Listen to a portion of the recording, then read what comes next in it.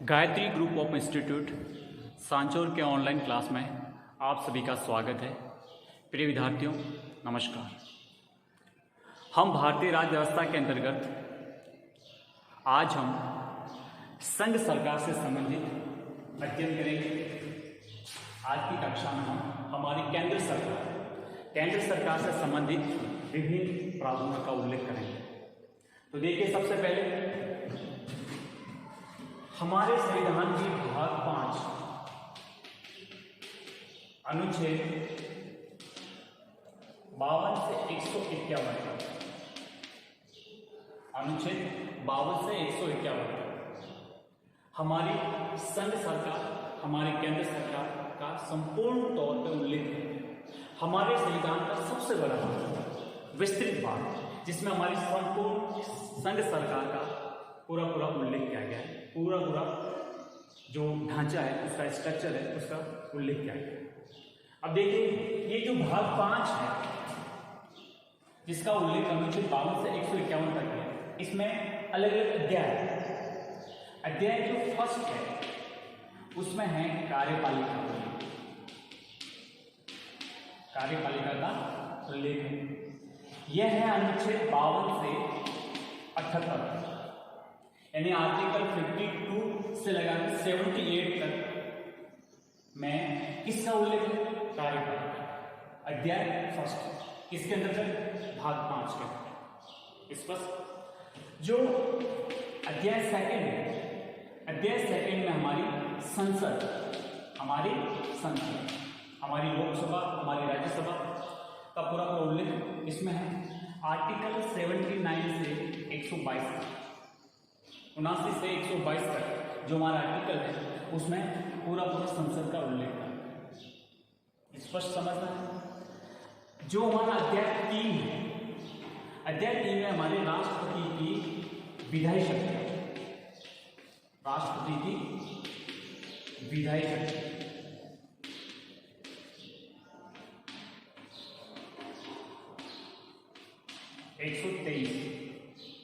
Article 123 में राष्ट्रपति की विधायी शक्ति यानी अध्यादेश जारी करने की शक्ति, इसका उल्लेख अनुच्छेद 123 में कर। अध्याय 4 में हमारी जो न्यायपालिका, हमारा सुप्रीम कोर्ट, सर्वोच्च न्यायालय, उच्चतम न्यायालय, इसका पूरा उल्लेख किया गया है। न्यायपालिका, सुप्रीम कोर्ट हमारा 124 से 147 तक, 124 से 147 अध्याय 4, जिसमें न्यायपालिका का उल्लेख है। अध्याय जो 5 है, इसमें हमारे जो नियंत्रक महालेखा परीक्षक CAG को कहेंगे, CAG का उल्लेख है 148 से 151। ये हमें पूरा ढंग से समझ आती आवश्यक है। हमारी संपूर्ण संघ सरकार का पूरा उल्लेख है, वो भाग 5 के अनुच्छेद 52 से 151 तक है। स्पष्ट तौर से समझना है, ये हमारे संविधान के अंतर्गत दिया हुआ है। ठीक है, तो हमने देखा कि हमारे भाग 5 है, उसके 5 अध्याय। पहले अध्याय का संबंध कार्यपालिका से है, जिसमें हमारे राष्ट्रपति, उपराष्ट्रपति, प्रधानमंत्री, मंत्रिपरिषद, ये जो कार्यपालिका है, इसका पूरा उल्लेख किया गया है। गठन और शक्तियों का उल्लेख किया गया। दूसरा जो अध्याय है, उसमें संसद, हमारी राज्यसभा, हमारी लोकसभा, गठन शक्तियों से संबंधित है, उसका उल्लेख है 79 से 122 तक, 122। ठीक है। भाग मतलब अध्याय 3 में राष्ट्रपति की विधायी शक्ति 123 में, अनुच्छेद 123 में। अध्याय 4 में हमारी न्यायपालिका, जिसमें हमारे सुप्रीम कोर्ट का गठन और शक्ति से संबंधित उल्लेख है, वो है 124 से 147 तक। और अध्याय 5 में हमारे नियंत्रक महालेखा परीक्षक CAG का उल्लेख है 148 से 151 तक। ये हमें संपूर्ण हमारे संघ सरकार से संबंधित एक प्रकार का एक तथ्यात्मक स्ट्रक्चर में देखें। अब आज हम शुरुआत जो करेंगे वो हमारी कार्यपालिका से। कहां से करेंगे? कार्यपालिका से। अब कार्यपालिका में जो सबसे शुरुआत होती है पहले, वो है उसमें हमारे राष्ट्रपति। इसको देखेंगे हम राष्ट्रपति। अब राष्ट्रपति से जो डायरेक्ट जो अनुच्छेद जुड़े हुए हैं वो देख सकते हैं 52 से लगाकर 73, 52 से 73, 52 से 73 तक इन अनुच्छेदों में राष्ट्रपति से संबंधित सब कुछ उल्लेख किया गया है। तो आज जो हम शुरुआत करेंगे वो हमारे राष्ट्रपति से शुरुआत करेंगे। हमारा टॉपिक की शुरुआत है वो राष्ट्रपति से। अब देखो, आप सभी को पता है कि हमारे भारतीय संविधान पर ब्रिटेन का बहुत बड़ा व्यापक प्रभाव रहा है। भारतीय संविधान ब्रिटेन के संविधान से बेहद प्रभावित है और हमारी जो केंद्र और राज्य स्तर पर जो शासन व्यवस्था के जो एक स्वरूप है वो संसदात्मक शासन व्यवस्था है। और संसदात्मक शासन व्यवस्था का जो हमने ढांचा अपनाया है वो ब्रिटेन से अपनाया है, क्योंकि हम इसके बेहद करीब थे, हम इसके आदी भी हो चुके थे। एक लंबे दौर से भारत ब्रिटिश उपनिवेश था, तो ब्रिटिश सरकार के द्वारा जो जो अलग अलग कानून लाए गए उसका हमारे भारतीय जनमानस पर, भारतीय संविधान पर और राज्य व्यवस्था पर बेहद प्रभाव है। तो भारत ने जो संसदात्मक शासन व्यवस्था अपनाई उसमें जो हमारा राष्ट्रपति है वो बिल्कुल ब्रिटिश राजतंत्र के जो राजमुकुट होता है, क्राउन होता है, उसके समकक्ष कुछ शक्तियां प्राप्त है, यानी नाम मात्र का प्रधान। वास्तविक जो शक्तियां हैं वो हमारे मंत्रिमंडल, प्रधानमंत्री इनमें निहित रहती है। ठीक है, तो आज हम सबसे शुरुआत पहले करेंगे राष्ट्रपति से। देखिए, भारतीय संघ की कार्यपालिका के जो वैधानिक प्रमुख होते हैं वो होते हैं हमारे राष्ट्रपति, अर्थात हमारे जो वैधानिक प्रधान कार्यपालिका के प्रमुख हैं वो है राष्ट्रपति। अब देखिए, राष्ट्रपति को मैंने आपको पहले उल्लेख किया गया कि आर्टिकल 52 से 73 तक पूरा उल्लेख किया गया। अभी राष्ट्रपति से संबंधित जो हमारे संविधान के इन आर्टिकल में जो उल्लेख किया गया है उसमें मोटे तौर पे हम देखते हैं कि राष्ट्रपति पद की योग्यता क्या होती है, यानी राष्ट्रपति पद को धारण करने वाले व्यक्ति की क्या क्या योग्यता होती है। तो शुरुआत करते हैं बेसिक स्तर से, बिल्कुल सिंपल से। तो आप सभी को पता है जो योग्यताएं होती हैं, आप सभी को पता है, आपने अपनी पिछली कक्षाओं में भी पढ़ा, आगे भी पढ़ रहे हैं कि जो भी राष्ट्रपति बनेगा उसकी जो निर्धारित योग्यता है वो सबसे पहले है कि वो भारत का नागरिक होना चाहिए। जो भी राष्ट्रपति बनेगा वो भारत का नागरिक होना चाहिए। उसकी जो आयु है वो कम से कम 35 वर्ष पूर्ण कर चुके होंगे। ठीक है, तथा वह भारत मतलब हमारी जो लोकसभा के सदस्य बनने की योग्यता रखते हैं, लोकसभा के सदस्य बनने की योग्यता रखते हैं, तथा वह किसी भी हमारी केंद्र सरकार, राज्य सरकार या किसी अन्य स्थानीय वैधानिक प्राधिकारी के अधीन किसी लाभ के पद पर न हो, किसी भी लाभ के पद पर न हो। तो ये जो 4 योग्यताएं निर्धारित कर रखी हैं इनको पूर्ण करते हो वे सभी व्यक्ति भारत के राष्ट्रपति बनने की योग्यता रखते हैं। मैंने स्पष्ट किया, पहले यह है कि वो भारत के नागरिक होंगे, दूसरा उनकी आयु 35 वर्ष पूर्ण होनी चाहिए, तीसरी वे किसी भी हमारे केंद्र सरकार, राज्य सरकार या स्थानीय सरकार या किसी प्राधिकारी पर लाभ के पद पर आसीन न हो, तथा हमारे लोकसभा के सदस्य बनने की जो आवश्यक योग्यता है वो भी रखते हैं। तो ये 4 योग्यता होंगी तो ही वो व्यक्ति भारत के राष्ट्रपति बनने के योग्य होंगे, चुनाव लड़ सकेंगे। ये बात को स्पष्ट किया। अब देखिए, ये हम समझने का प्रयास करते हैं कि राष्ट्रपति के जो चुनाव होते हैं, इलेक्शन होते हैं, वो क्या सब केवल आर्टिकल 52 से 73 तक यही है या और भी कुछ रेफरेंस है? तो अपन देखो, राष्ट्रपति के चुनाव से संबंधित संपूर्ण जो एक व्यवस्था है, जो कुछ उल्लेख है, वो कहाँ पर है, क्या क्या है, उनको अपन समझते हैं। देखो, एक तो मैंने आपको अभी स्पष्ट किया कि संविधान में भाग 5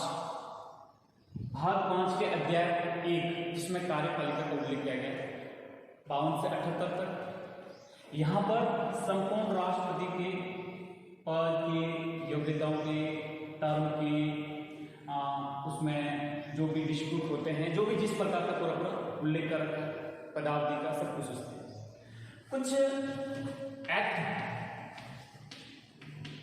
देखिए।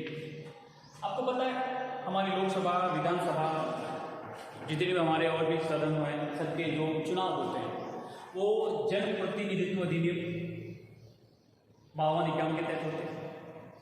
उसी प्रकार से हमारे राष्ट्रपति के लिए भी एक 1952 में एक्ट बनाया था, प्रेसिडेंशियल इलेक्शन एक्ट 1952। कुछ उससे भी रेफरेंस हम लेते हैं, कुछ उससे भी प्रभावित है, और उसमें जो उल्लेख किया गया है वो राष्ट्रपति के चुनाव से संबंधित या उसमें शक्ति से संबंधित उसमें पर आधार रखते हैं, रेफरेंस रखते हैं। ठीक है, तो कह सकते हैं हमारे संविधान के अंतर्गत जो आर्टिकल है, राष्ट्रीय चुनाव से संबंधित जो एक्ट बनाया गया था 1952 में, इसको बाद में 1974 में, आंशिक रूप से 77 में और 1997 में संशोधित किया था। देखो, आप सबको पता होगा राष्ट्रपति के जो व्यक्ति राष्ट्रपति के चुनाव लड़ते हैं, राष्ट्रपति का जो चुनाव लड़ते हैं तो उसमें कुछ अनुमोदन और कुछ प्रस्ताव इनकी आवश्यकता पड़ती है। तो सबसे जो शुरुआत में जब हमारे यहाँ पर चुनाव की जो व्यवस्था प्रारंभ हुई, उस समय राष्ट्रपति के लिए केवल 2 प्रस्ताव और 2 अनुमोदन की आवश्यकता थी। यानी राष्ट्रपति के जो भी निर्वाचित मंडल है, जिसमें भी जो भी हैं, 4 व्यक्ति, अगर कोई भी 4 व्यक्ति किसी व्यक्ति के नाम का जो राष्ट्रपति का चुनाव लड़ना चाहता है, 2 प्रस्तावक होते और 2 अनुमोदक होते, तो वो व्यक्ति चुनाव लड़ सकता है। अब इसमें क्या होता है कि इस पद के लिए जरूरत से भी ज़्यादा चुनाव लड़ने के इच्छुक उम्मीदवार ज़्यादा हो जाते थे। तो इसमें थोड़ा सा संशोधन किया। 74 में यह किया गया कि कम से कम 10 तो होनी चाहिए, 10 व्यक्ति तो होनी चाहिए, 10 उस नाम का प्रस्ताव करें और कुछ उसका 10 अनुमोदन करें। ठीक है, तो ये किया गया। फिर भी कुछ ऐसे उम्मीदवार थे जिन्होंने यही समझ रखा था कि उनको चुनाव लड़ना है, और भले ही उन्होंने उनके नाम का प्रस्ताव कर दिया, प्रस्ताव मतलब दे दिया या फिर अनुमोदन कर दिया, लेकिन जिन्होंने अनुमोदन किया उन लोगों ने भले उसको वोट नहीं दिया होगा, लेकिन वो लोग चुनाव लड़ते थे। फिर बाद में उसका संशोधन किया गया। 1997 में ये संशोधन किया गया कि जो भी व्यक्ति राष्ट्रपति का चुनाव लड़ेगा, कम से कम 50-50 यानी 50 प्रस्तावक होंगे और 50 अनुमोदन होंगे। ठीक है, वो ही व्यक्ति यानी करीबन 100 व्यक्ति जो भी राष्ट्रपति के निर्वाचित मंडल में जो राष्ट्रपति को वोट करते हैं, उसमें से 50 उस व्यक्ति का अनुमोदन करेंगे और 50 प्रस्तावक होंगे, तो ही वो व्यक्ति चुनाव लड़ सकता है। अब थोड़ा सा अजीब लग सकता है कि भाई मेरा हक है, मेरा अधिकार है कि मैं राष्ट्रपति का चुनाव लड़ूं, लेकिन ये भी जरूरी है कि इतना तो उसके अंदर काबिलियत होनी चाहिए कि जब हजारों की संख्या में वोट तो कम से कम 100 वोट तो मतलब अर्जित करने की योग्यता हो ही हो उसके पास। तो इससे थोड़ी ये होता है कि लगभग ऐसे व्यक्ति हो जो हकीकत में काबिल हो या फिर राष्ट्रपति के चुनाव के लिए वो उपयुक्त हो, ताकि अनावश्यक एक भीड़ भी नहीं बने और अच्छे ढंग से चुनाव संपन्न भी हो सके। तो ये आपको थोड़ा बताना इसमें जरूरी था कि हमारे जो एक्ट है राष्ट्रपति चुनाव से संबंधित, उसमें ये इस प्रकार का अभी वर्तमान में 50-50 का एक रेशियो बना हुआ है कि 50 प्रस्तावक होंगे और 50 अनुमोदन होंगे। ठीक है, ये बात में स्पष्ट है। अब देखिए, राष्ट्रपति का जो निर्वाचित मंडल है, राष्ट्रपति का जो निर्वाचित मंडल है, यानी राष्ट्रपति को चुनाव में कौन कौन लोग शामिल होते हैं, यानी राष्ट्रपति को कौन लोग वोट करते हैं, क्या ये प्रत्यक्ष चुनाव है, क्या ये अप्रत्यक्ष चुनाव, इसको स्पष्ट करते हैं। देखिए, राष्ट्रपति के जो चुनाव है वो अप्रत्यक्ष तरीके से होते हैं, अप्रत्यक्ष रूप से होता है, यानी इनडायरेक्ट होता है। भारत में आप देखिए, लोकसभा, विधानसभा, हमारी पंचायतों के जो प्रारंभिक स्तर वहाँ पर, नगर पालिकाओं के प्रारंभिक स्तर वहाँ पर जो चुनाव होते हैं वो डायरेक्ट प्रत्यक्ष होते हैं, जिसमें जनता स्वयं भाग लेती है और वोट करती है, डायरेक्ट होता है। लेकिन आप देखेंगे कि हमारे देश में राष्ट्रपति, उपराष्ट्रपति, राज्यसभा, विधान परिषद, इनके जो चुनाव होते हैं वो अप्रत्यक्ष रूप से, अप्रत्यक्ष रूप में वो कि जनता जिस प्रतिनिधि को चुनकर भेजती है वो प्रतिनिधि आगे वोट करता है, तो इनडायरेक्ट रूप से जनता का हो गया। कहने का तात्पर्य जो भी अप्रत्यक्ष रूप से चुने जाते हैं, राष्ट्रपति हो, उपराष्ट्रपति हो, राज्यसभा के हो या विधान परिषद के, तो जो जिस कैंडिडेट को या जिन उम्मीदवारों को जनता अपने प्रतिनिधि चुनकर भेजती है वो प्रतिनिधि आगे जाकर वोट करते हैं, वो कहलाती है अप्रत्यक्ष चुनाव पद्धति। तो हमारे जो राष्ट्रपति की जो चुनाव पद्धति है वो अप्रत्यक्ष रूप से, इनडायरेक्ट तरीके से, ठीक है, अप्रत्यक्ष रूप से, जिसमें भारतीय जो सामान्य जनता है, भारतीय नागरिक है, वो डायरेक्ट राष्ट्रपति को चुनाव मतलब वोट नहीं करते, राष्ट्रपति को डायरेक्ट वोट नहीं करते। वो क्या करते हैं कि हमारे जो प्रतिनिधि हमारी विधानसभाओं में है, हमारी लोकसभा में है, यहाँ पर जो हमारे प्रतिनिधि हैं, इनको जो चुनकर भेजते हैं, यही व्यक्ति राष्ट्रपति को वोट करते हैं। बात को स्पष्ट हो? तो आपको समझना है कि राष्ट्रपति को जो चुनाव होता है राष्ट्रपति का वो अप्रत्यक्ष रूप से होता है, और राष्ट्रपति के चुनाव के लिए एक निर्वाचन मंडल बना हुआ है, यानी वो निर्वाचन मंडल के जो सदस्य होंगे वो ही राष्ट्रपति को वोट करेंगे। बात स्पष्ट हुई? अब देखिए,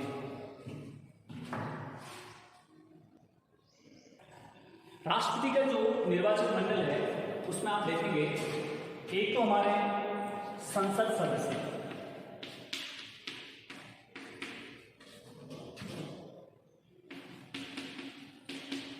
राज्यसभा, दूसरा लोकसभा।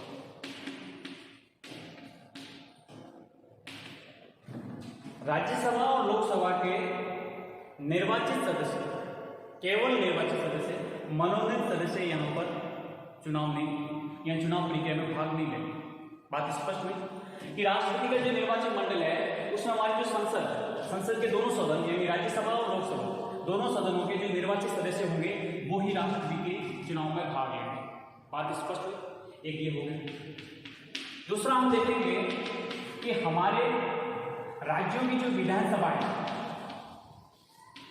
राज्यों की जो विधानसभाएं हैं उनके निर्वाचित सदस्य, राज्यों की विधानसभाओं के निर्वाचित सदस्य, ध्यान रखना यहाँ पे, जिन विधानसभाओं में राज्यपाल के द्वारा मनोनीत होते वो उसमें भाग नहीं लेंगे, केवल निर्वाचित सदस्य जो जनता के द्वारा चुने हुए हैं, जनता के द्वारा भेजे गए प्रतिनिधि हैं, वो ही राष्ट्रपति के चुनाव में या निर्वाचन मंडल में शामिल होंगे, अन्यथा और कोई नहीं होगा। सभी राज्यों की विधानसभाओं के निर्वाचित सदस्य। बात स्पष्ट हुई? दूसरा अपन देखते हैं, तीसरा इसमें और कौन कौन शामिल हैं, तो आप देखेंगे 70वें संविधान संशोधन 1992 के द्वारा एक तो हमारी दिल्ली और पुदुचेरी, जो हमारे संघ शासित प्रदेश हैं दिल्ली और पुदुचेरी, इन दोनों ही संघ शासित प्रदेशों के जो निर्वाचित सदस्य हैं विधानसभा के, वो सदस्य भी राष्ट्रपति के चुनाव में भाग लेंगे। अर्थात कह सकते हैं कि संसद के दोनों सदनों के निर्वाचित सदस्य, राज्यों की विधानसभाओं के निर्वाचित सदस्य, यहाँ पे और स्पष्ट है कि केवल विधानसभाओं के निर्वाचित सदस्य शामिल होंगे राष्ट्रपति के चुनाव में, विधान परिषद के नहीं, विधान परिषद के कोई सदस्य राष्ट्रपति के चुनाव में भाग नहीं लेंगे, केवल विधानसभाओं के निर्वाचित सदस्य राष्ट्रपति के निर्वाचन मंडल में शामिल होंगे, और दो हमारे केंद्र शासित प्रदेश जिसमें दिल्ली और पुदुचेरी।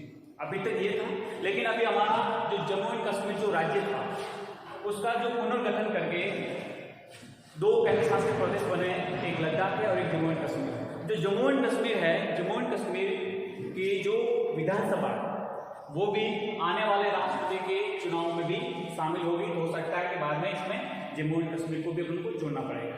ठीक है। तो इस प्रकार से तो ये तीनों मिलकर राष्ट्रपति के निर्वाचक मंडल में शामिल होते हैं और ये जो निर्वाचित सदस्य हैं वो सभी राष्ट्रपति को वोट करेंगे। तो आज तक हमने ये समझा कि राष्ट्रपति का निर्वाचक मंडल कौन है, राष्ट्रपति को वोट कौन करते हैं, राष्ट्रपति का चुनाव अप्रत्यक्ष तरीके से होता है। अब अप्रत्यक्ष रूप में क्या तरीका होता है, कौन सी प्रक्रिया अपनाई जाती है, ये हम नेक्स्ट क्लास में डिस्कशन करेंगे।